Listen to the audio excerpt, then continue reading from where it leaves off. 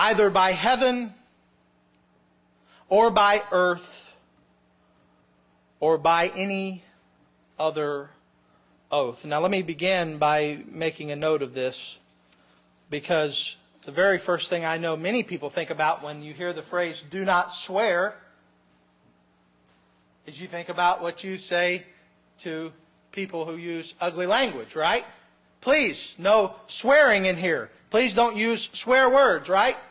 That's what you think about when you hear the word swearing, and that's the way we use it in our modern context.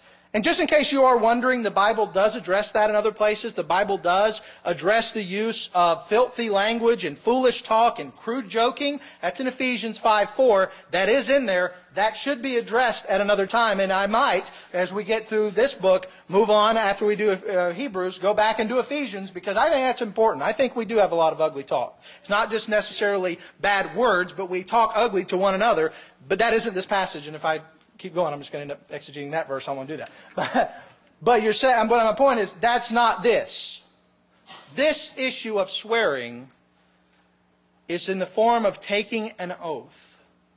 And he makes a simple statement that believers are not supposed to swear or make oaths. And the question becomes, the common question people ask, they'll raise their hand, well, does this mean that every form of oath-taking, such as having to go to court and saying, will tell the truth and nothing but the truth, is that a sin to go and say before the court, I will tell the truth, the whole truth, and nothing but the truth? The answer is no. James is not denouncing every type of oath or vow. In fact, there are many cases where vows and oaths are made righteously in Scripture. We see great men of Scripture taking oaths. We see Abraham, who took an oath. We see Joshua, who took an oath. We see David, who took an oath. And the preeminent one was Christ, where he was standing before the Sanhedrin, and they say, I charge you under oath.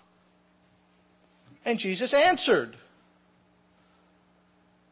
A marriage ceremony is blessed by God. But what is a marriage ceremony except a place where two people come and make vows to one another?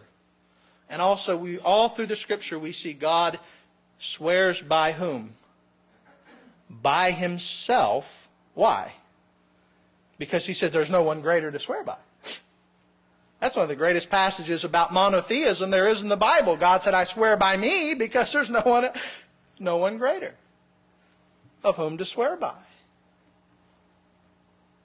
So it's clear that James's command about oaths, James's command about swearing, was not a blanket prohibition, but he has a specific thing in mind.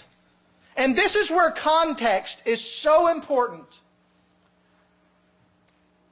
Beloved, the Bible is not a book that is written outside of time and space. The Bible is written in a specific time and a specific space, and every passage of the Bible has within it a context that if we don't understand, we will often misinterpret. Let me give you an example. You read 1 Corinthians, and you get into chapter 7, and Paul says, it's better to be single and not be married. And a lot of people see that and they say, but wait a minute, God created Adam and He created Eve because Adam needed a helpmate. And God has ordained marriage between man and woman. Why does He say it's better to be single? Because Paul is answering a question. The question is, you have all of these people who have been married multiple times. Many of them had been sold into slavery. In one position, taken out of that, put into slavery in another position, and been married there 4, 5, 6 times. They'd been married, and they asked the question, what do we do? And he said, it's better if you can be single. It's better if you can be single because you can devote yourself to the Lord. And he goes, there's a blessing to singleness. And again, I'm going way off my notes. Be careful. I'll get back. There's a blessingness to singleness. There is a giftedness to being single. And a lot of people say, if they meet somebody who's single, they say, well, are you looking to get married? You hoping to get married? Well, what if that person is gifted to singleness? And that's their gift. And their life is devoted to service of others and to the Lord. That's a gift. People never see that, but that's right there in 1 Corinthians 7. But again, the underlying context there is so important. And if you don't understand that, you won't understand the entire passage. Likewise here, if we don't understand there's a context to James, we will not understand this passage. And there is a context here. The context is this. James is appealing to a lesson that Jesus gave in Matthew 5. In Matthew 5, in verse 33, Jesus said this. He says, "Again you have heard it said of old, you shall not swear falsely, but shall perform to the Lord what you have sworn. But I say to you, do not take an oath at all, either by heaven or by the throne of God or by the earth, for it is his footstool, or by Jerusalem, for it is the city of the great king. And do not take an oath by your head, for you cannot make one hair white or black. Let what you say simply be yes or no. Anything more comes from evil." So right there, Jesus is talking about something else. He's talking about a specific teaching from the rabbis. He's talking about a specific Jewish teaching that they had misunderstood. And I want to make this as simple as possible, and I do not want to confuse anyone, but basically this is what the teaching was. It stated, "You shall not swear falsely, but shall perform to the Lord what you have sworn." Literally it says, "You shall not make false vows, but you shall fulfill your vows to the Lord." Basically it was this: as long as you said, "I swear by the name of God," you had to do it. But if you swore by heaven or earth or anything else, that was an out. Because you hadn't swore to the name of God. It was like medieval fine print. It was loophole language. Well, I didn't swear to God.